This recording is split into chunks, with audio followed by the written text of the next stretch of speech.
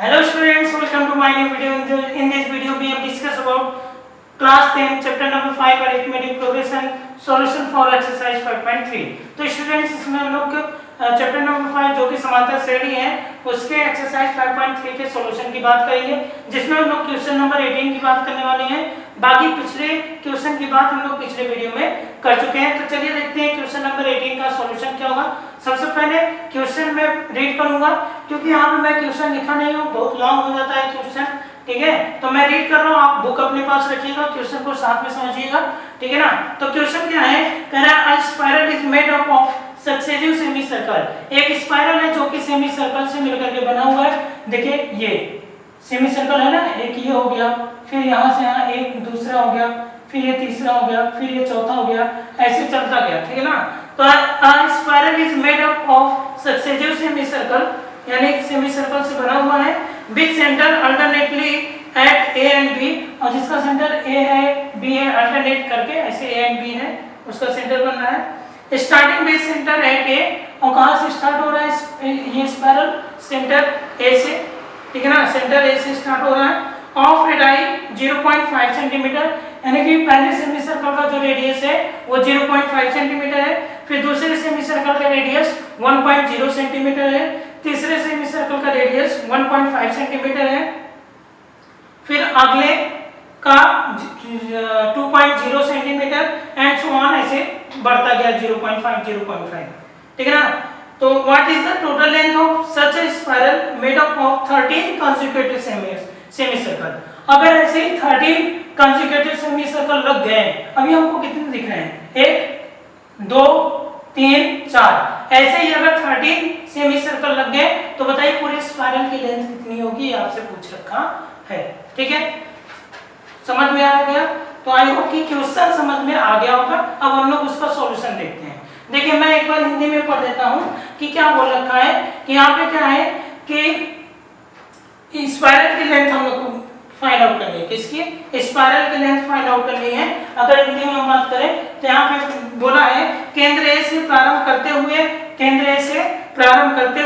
बारी बारी से केंद्रों ए और बी को लेते हुए त्रिज्याओं 0.5 सेंटीमीटर, 1.0 सेंटीमीटर, 1.5 सेंटीमीटर और 2.0 सेंटीमीटर एंड सो ऑन, ऐसे त्रिज्याएं लेते हुए क्या किया गया है, अर्धवृत्तों को खींचकर एक सर्पिल बनाया गया है। सर्पिल मतलब स्पाइरल, ये सर्पिल बनाया गया ना ऐसे, तो एक सर्पिल बनाया गया है, ठीक है ना। 13 क्रमागत अर्धवृत्तों से बने इस सर्पिल की कुल लंबाई क्या होगी, ठीक है ना। अगर ऐसे 13 अर्धवृत्त रह जाए तो बताइए सर्पिल की लंबाई क्या होगी। तो चलिए सॉल्व करते हैं हम लोग, देखते हैं। R1 क्या दे रखा है, R1 दे रखा है हम लोग को 0.5 सेंटीमीटर, ठीक है ना। R2 क्या दे रखा है, R2 दे रखा है 1.0 सेंटीमीटर, फिर R3 क्या दे रखा है, R3 दे रखा है 1.5 सेंटीमीटर, ठीक है ना। और उसके बाद R4 क्या दे रखा है, R4 दे रखा है 0.2 सेंटीमीटर एंड सो ऑन, ऐसे ही दे रखा है, ठीक है ना। अब तो एपी फॉर्म में है, जो आर है वो एपी फॉर्म में है, तो ए क्या हो जाएगा 0.5 और डी क्या हो जाएगा, ये भी हो जाएगा आपका 1.0 माइनस 0.5, यानी कि डी भी क्या मिल जाएगा आपका 0.5 मिल जाएगा। कोई समस्या, ठीक है ना। सेंटीमीटर आप लिख सकते हो, ठीक है, कोई दिक्कत नहीं है। अब देखिए आगे क्या है, यहाँ पे जैसे सेंटीमीटर है, यहाँ सेंटीमीटर है, तो आप लिख सकते हो, नहीं तो आप 0.5 लिख दीजिए, कोई दिक्कत नहीं। चलिए आगे देखिए। अब देखिए क्या हो रहा है यहाँ पर, क्या कह रखा है कि हम लोग को अगर 13 ऐसे सेमी सर्कल बना दिया जाए, 13 ऐसे अर्धवृत्त बन जाए तो पूरे स्पाइरल की लेंथ क्या होगी। तो हम लोग लिखेंगे लेंथ ऑफ स्पाइरल,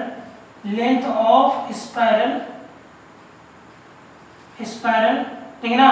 तो स्पाइरल की लेंथ क्या होगी, तो स्पाइरल यानी कि सर्पिल, जी सर्पिल की लेंथ पूछ रहा है, लंबाई, ठीक है ना। तो सर्पिल की लंबाई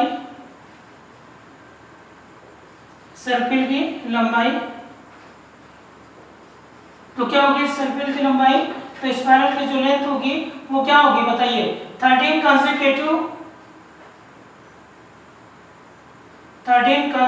क्या होगा,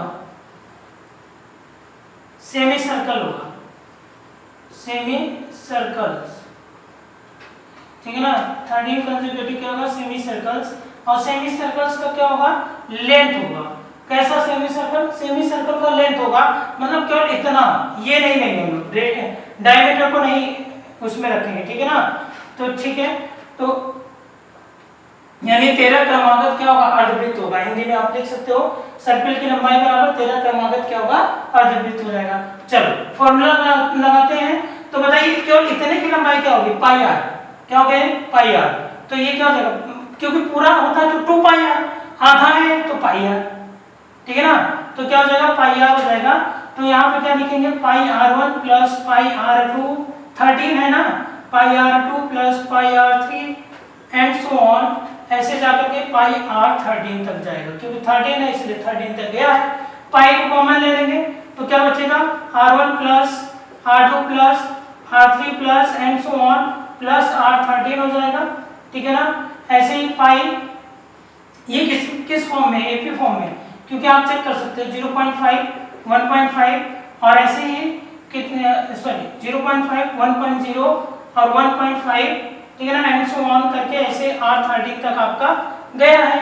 इसलिए क्या है, देखो ये एपी फॉर्म में, एपी फॉर्म में इसका सम निकालना है। तो ठीक है, सम निकालने के लिए फॉर्मूला हम लोग को मालूम है। कुल कितने टर्म्स है? 13 टर्म्स है ना। तो 13 टर्म्स का सम क्या होगा? 13/2 इन ब्रैकेट 2a, a की जगह 0.5 और प्लस n-1 यानी 13-1 d भी क्या है? 0.5 है।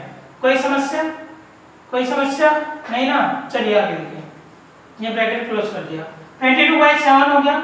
यहाँ क्या हो जाएगा? 13/2 हो जाएगा और ये क्या हो जाएगा? 1 आ जाएगा प्लस 13 में से 1 का 12 का 0.5 से मल्टीप्लाई करेंगे कितना आएगा? 6, ठीक है ना।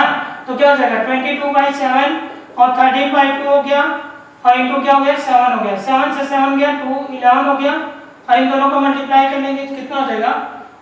3, 4, 1, 143, यानी कि लेंथ क्या हो जाएगी? 143 क्या? सेंटीमीटर, ठीक है ना। तो आप इसको नोट डाउन कर लीजिए। फ्रेंड्स हम लोग देख लेते हैं क्वेश्चन नंबर 19 क्या कह रहा है। क्वेश्चन को रीड करेंगे फिर हम लोग देख लेंगे सॉल्यूशन क्या है, ठीक है ना। तो चलिए देखिए क्वेश्चन क्या है।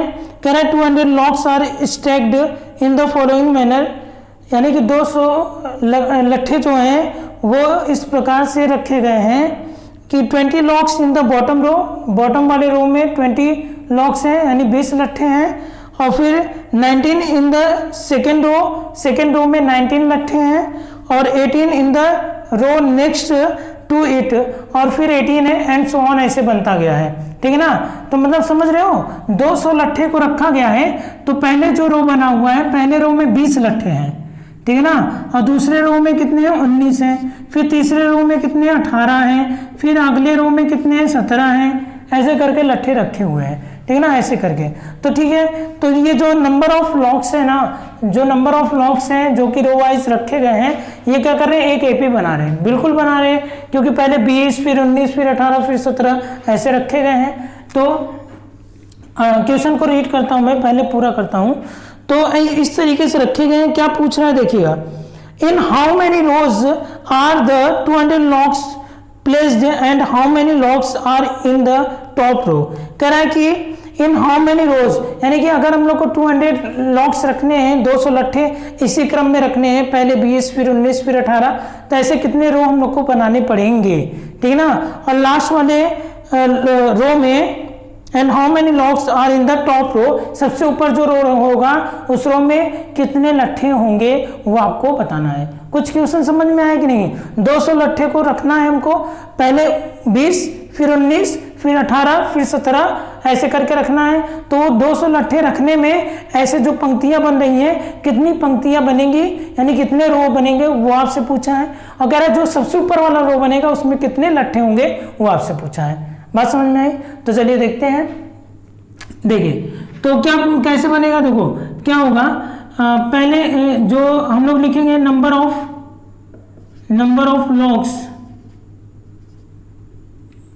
Of logs row wise form an AP,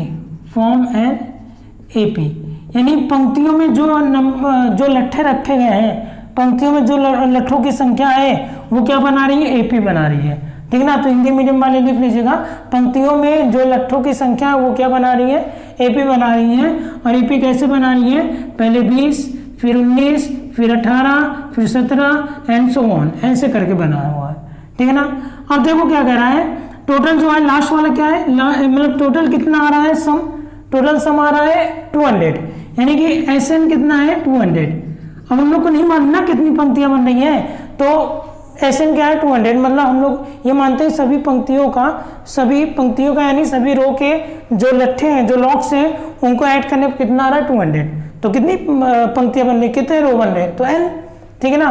तो हम लोग यहाँ लेट भी कर लेते हैं, पहले लेट कर लीजिए, let number of rows to be n, मानते हैं कि नंबर ऑफ रोज क्या होगा, एन होगा, ठीक है ना, नंबर ऑफ रोज, ठीक है। माना पंक्तियों की संख्या क्या होगी, एन होगी, ठीक है, लिख लीजिएगा आप लोग, माना पंक्तियों की संख्या एन होगी।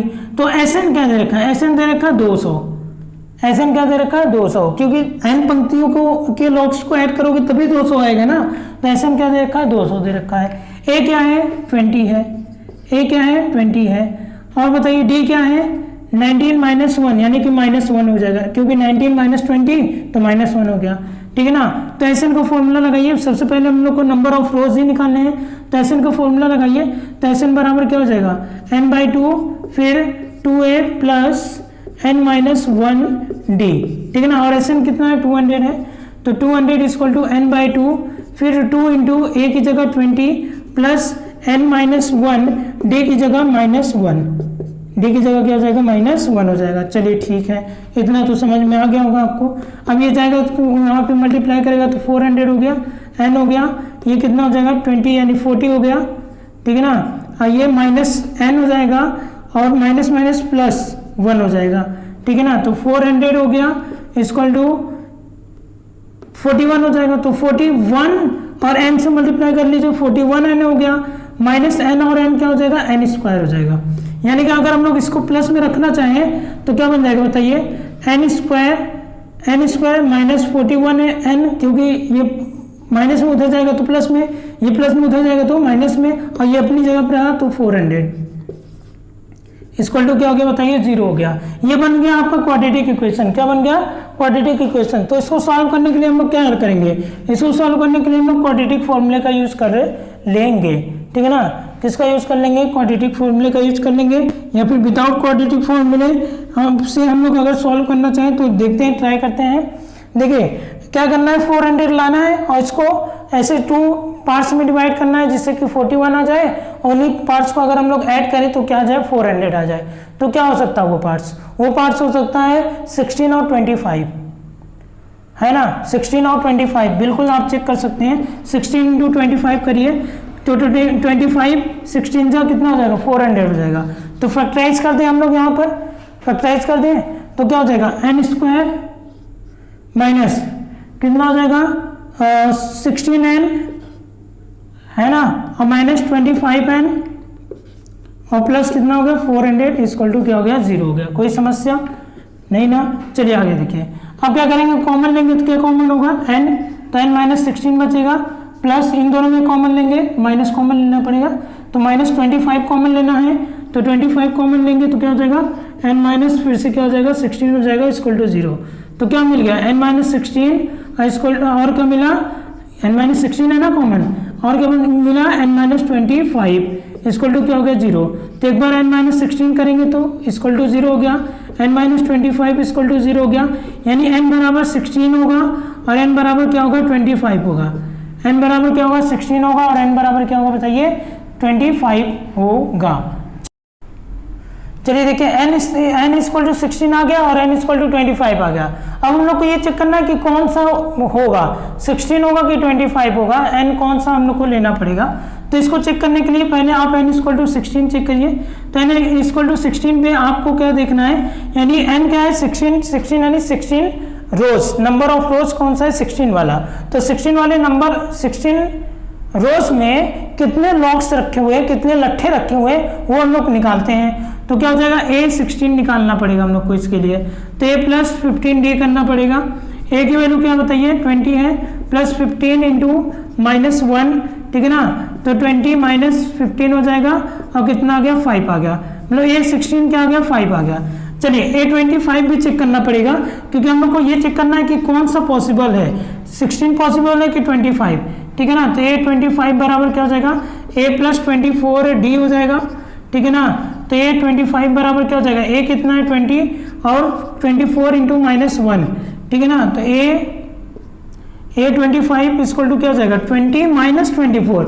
अरे ये तो क्या आ रहा है, ये तो जो आपका A25 है वो किसमें आ रहा है, माइनस में आ रहा है। तो ऐसा तो पॉसिबल है नहीं कि नंबर ऑफ रोज माइनस में बनाने लगो आप, ठीक है ना। तो A25 वाला पॉसिबल नहीं होगा, आपका ये N16 होगा और A16 इक्वल टू क्या होगा 5 होगा, नोट डाउन कर लीजिए। चलिए स्टूडेंट्स, अब हम लोग क्वेश्चन नंबर 20 को देख लेते हैं कि क्वेश्चन नंबर 20 क्या है, ठीक है ना। तो चलिए पहले रीड करते हैं, देखिए क्या बोल रखा है। इन अ पोटैटोज रेस, एक पोटैटो रेस में a bucket is placed at the starting point which is 5 metre from the first potato, यानी कि एक बकेट रखा हुआ है और जो कि पहले पोटैटो से वो बकेट की दूरी कितनी है 5 मीटर की। इन अ पोटैटो रेस, यानी कि पोटैटो रेस है, पोटैटो रेस है। तो पोटैटो रेस में यानी कि जो आलू की दौड़ है, आलू की दौड़ है उसमें देखा जाएगा, उसमें क्या किया गया, बाल्टी रखा गया, ये देखिए ये बकेट रखा गया है, ठीक है ना। और इस बकेट से 5 मीटर की दूरी पर एक पोटैटो रखा गया है, ठीक है ना, एक पोटैटो रखा गया है। फिर क्या क्या रखा है, हाँ, and the other potatoes are placed 3 metre apart in a straight line, और इसी लाइन में ऐसे बाकी पोटैटो 3-3 मीटर की दूरी पर रखे गए हैं, ऐसे 3-3 मीटर की दूरी पर, ठीक है ना। ठीक है, पोटैटो रेस हो रहा है यानी कि आलू दौड़ हो रहा है, जिसमें बाल्टी और पहले आलू के बीच की दूरी 5 मीटर है और ऐसे ही बाद में आलू के बीच की दूरी क्या है 3-3 मीटर है, ठीक है। चलिए आगे देखिए, there are 10 potatoes in the line, और कितने पोटैटोज हैं लाइन में, कुल 10 पोटैटोज ऐसे रहेंगे, कुल कितने रहेंगे ऐसे 10 पोटैटोज रहेंगे, 10 आलू रहेंगे यहाँ पर, ठीक है। चलिए, अ computer start from the bucket, एक कंप्यूटर है जो कि बकेट से स्टार्ट करेगा, ठीक है ना। Pick up the nearest potato runs back with it, यानी कि वो नियरेस्ट पोटैटो को उठाएगा, उठा करके उसको बाल्टी में वापस जा करके बाल्टी में डालेगा, फिर वापस आएगा दूसरे पोटैटो को उठाएगा, फिर बाल्टी में डालेगा, फिर वापस आएगा, फिर मतलब यहाँ पे आया पोटैटो को उठाया बाल्टी में डाला, फिर जाएगा, फिर तीसरे पोटैटो को उठाएगा, फिर वापस जाकर के बाल्टी में डाला, फिर आगे गया चौथे पोटैटो को उठाया, फिर वापस जाकर के बाल्टी में डाला, मतलब ऐसे कंप्यूटर्स को करना है। तो बताइए, तो आगे क्या करा है, कह रहा a computer start from the bucket, pick up the nearest potato, runs back with it, drop it in the bucket. बता दिया आपको कि पहला उठाएगा फिर इसमें डाल देगा, ठीक है। आगे क्या कह रहा है, runs back pick up the next potato, अब जब पहला आलू इसमें डाल दिया, अब दूसरे पोटैटो को लेने के लिए भागेगा, फिर इसको पकड़ेगा, फिर इसको इसमें डालेगा, ठीक है ना। Runs to the bucket to drop it in, ठीक है, and she continue in the same way until all the potatoes are in the bucket. ये तब तक करता रहेगा कंप्यूटर्स जब तक 10 के 10 आलू इसमें ना आ जाए, 10 के 10 पोटैटो इसमें ना भर दिए जाए, तब तक ये कंप्यूटर्स ऐसे दौड़ दौड़ के करता रहेगा, ठीक है ना। What is the total distance computers has to run, यानी अब कंप्यूटर्स को कितना टोटल डिस्टेंस दौड़ना पड़ेगा वो बताइए। मतलब मैं क्या किया, ये बकेट रख दिया और 5 मीटर की दूरी पे एक आलू, फिर 3 मीटर की दूरी पे दूसरा, फिर 3 मीटर की दूरी पे दूसरा, फिर अगला 3-3 मीटर की, यानी पहला बकेट से 5 मीटर की दूरी है, बाकी सब 3-3 मीटर की दूरी है। अब मैं आपसे कहूंगा आपको सभी पोटैटो को एक पोटैटो को उठाना है, उठा करके बाल्टी में लाना है, ठीक है ना। आप क्या करो, पहले उठाओगे रखोगे, फिर आगे गए दूसरे को उठाए रखे, फिर आगे गए दूसरे को उठाए अगले को उठाए रखे, मतलब इस तरीके से आप कितना रन किए यानी कितना आप डिस्टेंस को ट्रेवल किए वो आपसे पूछ रहा है, ठीक है। चलिए देखिए, हाँ करते क्या हम लोग, देखिए लिखेंगे the distance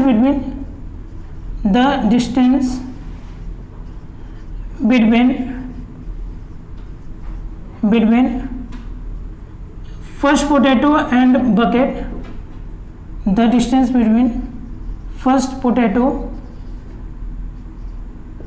and bucket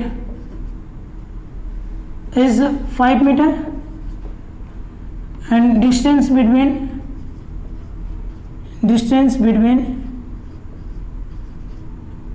two potatoes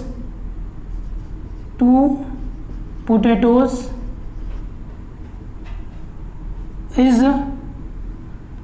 3 meter each, 3 meter each, ठीक है ना। मतलब हर एक दो पोटैटोज के बीच में उसके बाद क्या है 3 मीटर की डिस्टेंस है, ठीक है ना। हिंदी मीडियम वाले क्या लिखोगे कि पहले पोटैटो यानी पहले आलू और बाल्टी के बीच की दूरी 5 मीटर है, फिर उसके बाद मतलब प्रत्येक 2 आलूओं के बीच की दूरी क्या है 3 मीटर है, ये आपको लिखना है हिंदी मीडियम वालों को। अच्छा, अब क्या किया जाए, अब क्या बनना है, कैसे बनना है, एपी बनेगा, ठीक है। एपी फॉर्म होगा, देखिए कैसे, 5 हो गया, 5 मीटर हो गया, फिर 5 हो गया, यहाँ से बकेट से ये 5 हो गया, अगला 5 3 8, अगला 5 3 3 6 5 11, ऐसे 3 3 ऐड होता जाएगा, 14 17 एंड सो ऑन। समझ में आ रहा है कि नहीं है, ठीक है ना। तो बताइए यहाँ पे ए क्या है, ए है 5, डी क्या है, डी है 8 - 5 यानी 3, ए और डी मालूम हो गया, ठीक है। कह रहा है कि कुल कितने पोटैटोज है 10, ऐसे ही 10 पोटैटोज हैं यहाँ पर, तो n = आपको दे रखा है कितना 10, ठीक है ना। तो कितना डिस्टेंस आपको दौड़ना पड़ा, कितना दूरी आपको तय करनी पड़ी वो आपसे पूछ रहा है, ठीक है ना। पूरे पोटैटोज को इकट्ठा करने में कितना आप दौड़ पाए, क्योंकि बार दौड़ रहे हैं ना, तो कितना दूरी चल पाए वो चीज पूछ रहा है। देखिए n = क्या आ गया 10, आ नहीं है मतलब 10 है ना, क्योंकि 10 पोटैटोज हैं, तो n क्या हो गया 10 हो गया। अब सुनिए, अब क्या करना है आपको, निकालना क्या है, कह रहा है कि टोटल कितना डिस्टेंस आपको ट्रेवल करना पड़ेगा, ठीक है ना। तो total distance travel in potato race, तो पोटैटो रेस में टोटल कितना डिस्टेंस ट्रेवल करना पड़ा वो आपको बताना है। अब सुनो जरा ध्यान से, आप 5 जाओगे 5 वापस आओगे, 8 जाओगे 8 वापस आओगे, 11 जाओगे 11 वापस आओगे, ऐसा ही होगा ना। तो मतलब सभी डिस्टेंस कितनी बार कवर करना पड़ा है, 2 बार, यानी कि आप क्या करोगे 2 टाइम्स क्या कर दोगे S10 निकाल लोगे, 2 टाइम्स S10 निकाल लोगे, समझ में आया ना। तो आपको टोटल डिस्टेंस मिल जाएगा।